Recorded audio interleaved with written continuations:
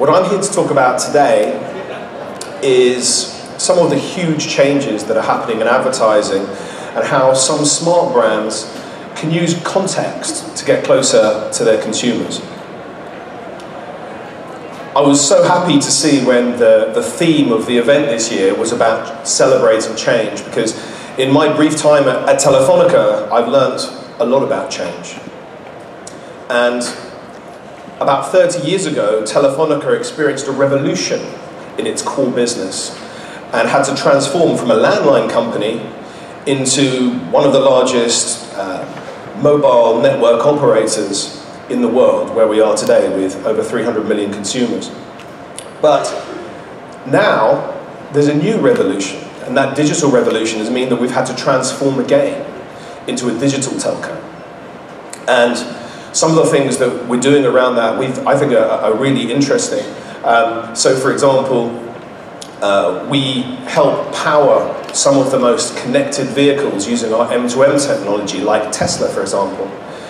We help connect chronic patients in Peru remotely to hospitals, and we've managed to reduce hospital re-entry times by up to 47% using our e-health solutions. Using our Dynamics Insight solutions called Smart Steps, we're able to disrupt and understand how human traffic is moving in urban environments to help town planners and brands make better business decisions. And finally, our world-famous Wire Academies, where we have 12 academies in 10 countries. This is our startup accelerator, where we're helping to create new startups that can not only help disrupt our own industry, but also disrupt other industries. But clearly it's not just telecoms that's been disrupted. And what I'm talking today is really about how advertising has experienced huge change. I believe that now we're in the age of context. And in that age of context, it's revolutionized not just the way that brands buy media, but also the way that stories are told in that media.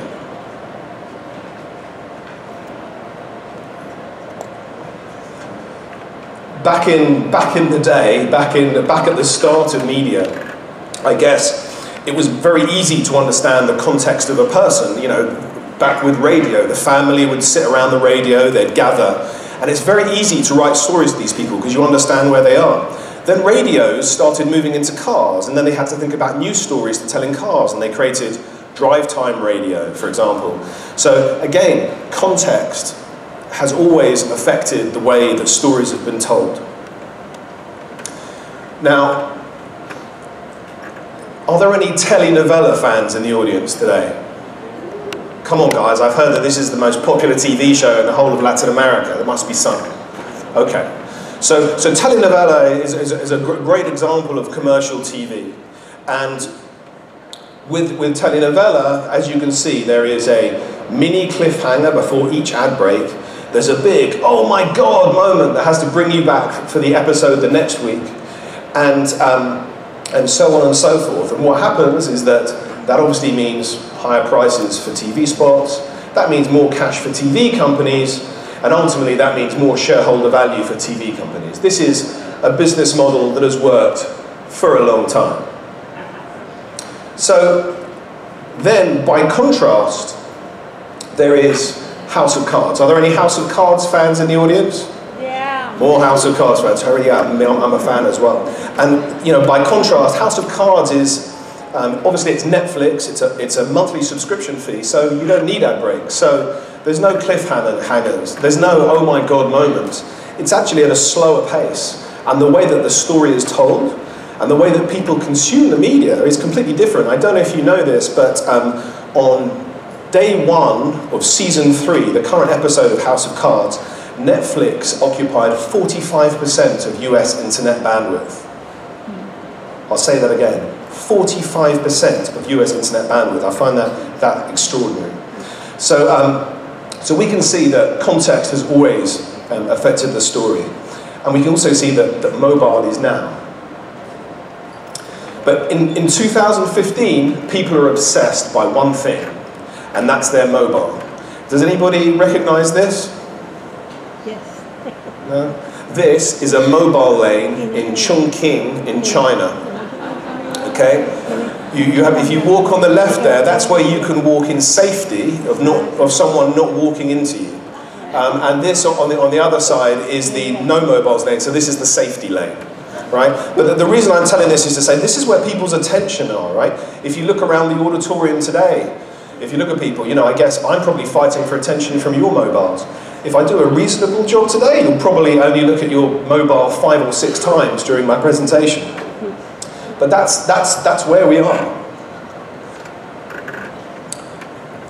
In 2013, Shell Israel and Robert Scoble wrote a book called The Age of Context. It inspired me, and I was really pleased to see that a lot of my colleagues at Telefónica were also inspired by this book.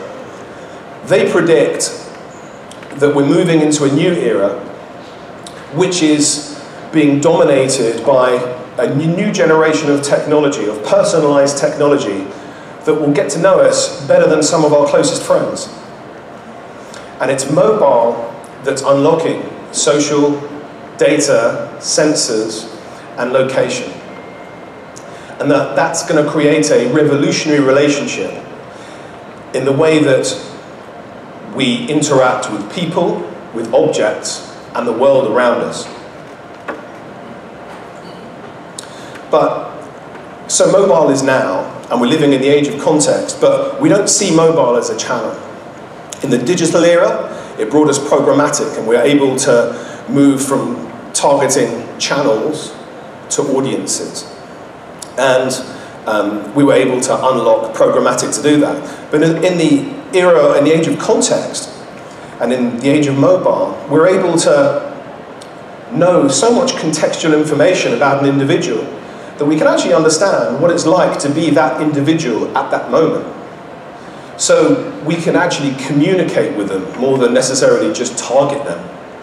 And that's why I think the next generation of superstar creatives is not going to be Don Draper and Peggy from Mad Men. It's going to be about creative and technology, mad men and math men, to quote Martin Sorrell. So, at Telefónica, we have over 200 million customers in Latin America. And, what does mobile mean to Latin America? Well, we think that Latam is a mobile superpower. We can see that, and we understand that today, Latam is not a smartphone first market, it's a feature phone first market. But the thing is that it's changing very quickly. And it's growing very quickly. And we know that by 2017, there's going to be more smartphones in Latin America than there are going to be feature phones. And that's going to be very powerful. And I think we heard Sir Martin Sorrell say this morning that he believes that we're going to move, and in LATAM is likely to leapfrog the desktop era straight to mobile. We agree with him. And we can actually see that being, in the statistics that we're seeing about the region. In terms of the behavior and how people are actually using their smartphone. Do you think it would be more smartphone usage between Mexico and or the USA? Do you think it would be more in Brazil, or do you think it would be more in Spain? Would you think it would be bigger in Argentina or Germany? You can see that LATAM is actually outperforming some of the more developed markets in some key areas.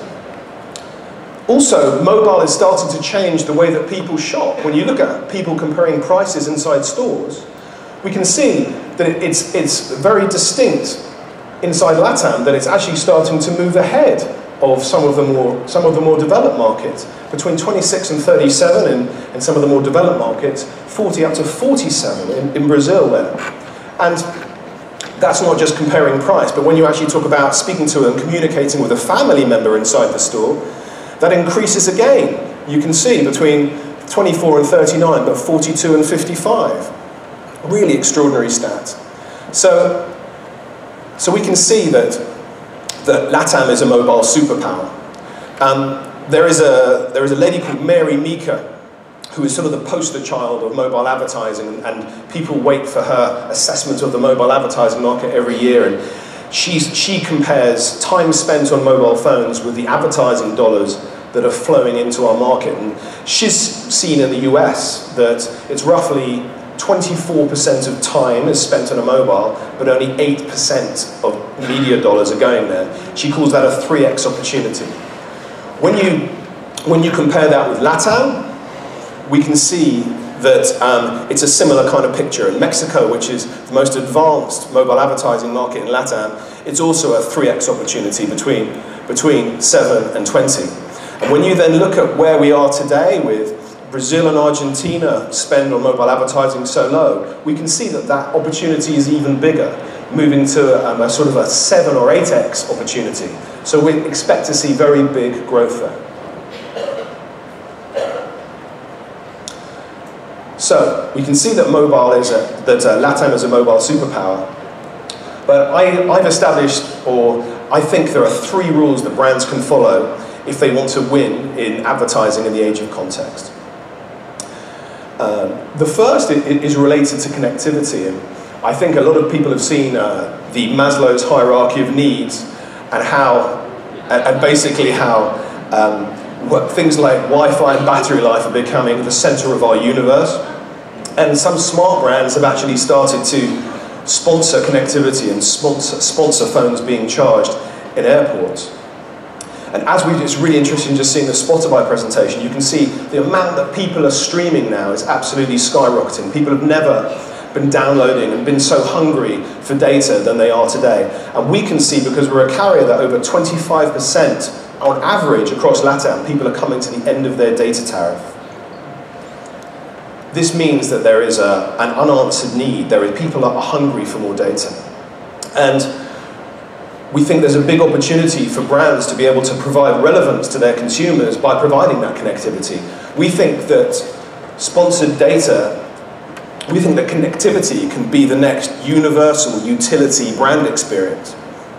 One of our customers, Bradesco Bank in Brazil, for example, they used sponsored data. What they were able to do, they used mobile, not just to increase the awareness of their app and the number of people that downloaded their app, but actually they've basically picked up the tab for their customers' data. So on the Bradesco app in Brazil, Bradesco pays for the data when people use their app. The people don't. So they can go and use their data for something else, whether it's listening to music or whatever it might be. And it's actually worked so well that they've since been advertising that on TV and telling people how fantastic that is. And the results are great. And there's a terrific report if you want to know more. And my team on my stand are happy to share that with you. So that's rule number 1. Connectivity is the new need. The second rule is around data. And if you were to take out an ad, if you were to place a contextual ad 30 years ago, it would have been about placing a press ad next to a suitable piece of editorial. Now, as we've spoken, as brands move from buying channels to buying audiences, all of that needs to be underpinned by great data. And we've seen a lot of that in the show so far. And often when brands are buying that data, they buy data from all sorts of third-party sources. And it can basically be unauthenticated. The problem is that when you buy unauthenticated data, that can lead you to communicating the wrong message to the right person. And people can be disappointed with the way that you're communicating with them, because it's not based on the right kind of insights. So the best form of data that you can have is authenticated data. That is, data that's authenticated by billing address. As a telco, we have access to authenticated billing data, which means that we know that you are you.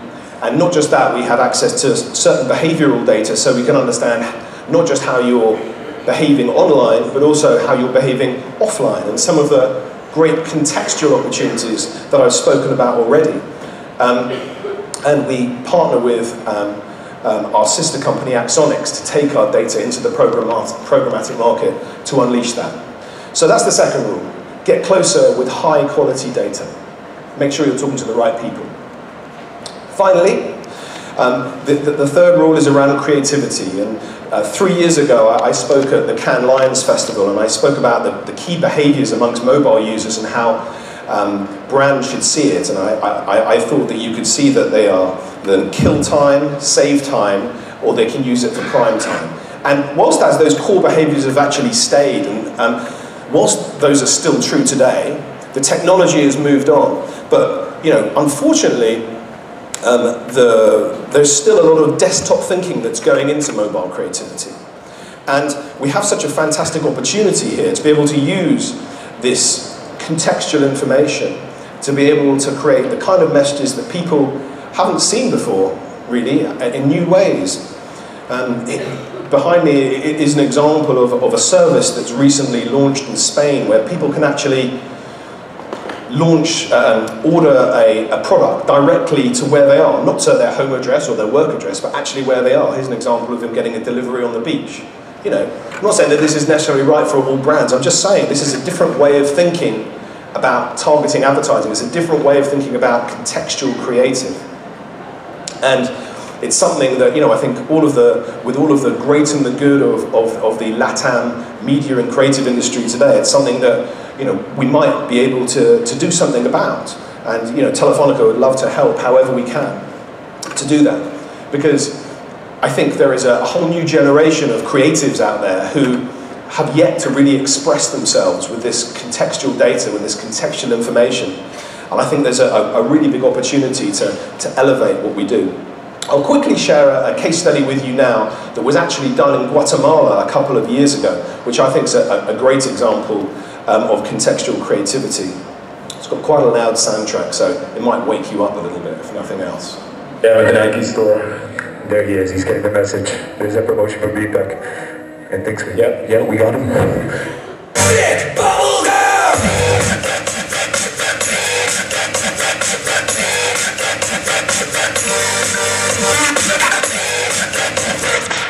Meatpack is the trendiest shoe store in Guatemala, a brand known for its edgy, cutting style and a store known for its unique discounts in limited edition kicks including brands like Adidas, Nike and Reebok.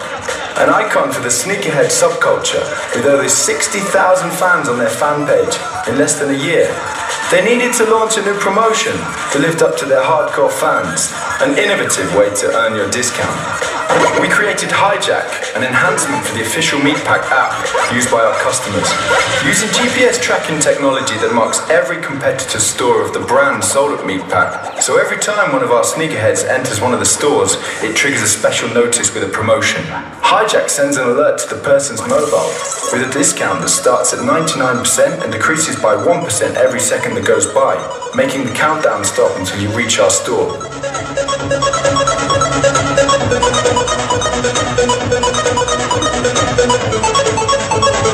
More than 600 customers were hijacked from the competitors in a week.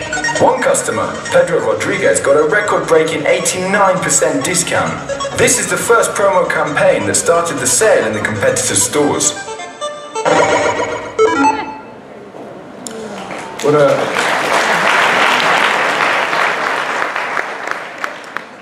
great piece of creative from the guys, and it's happening here in Latin America and Guatemala. What a fantastic piece of creativity. So just to summarize with you today,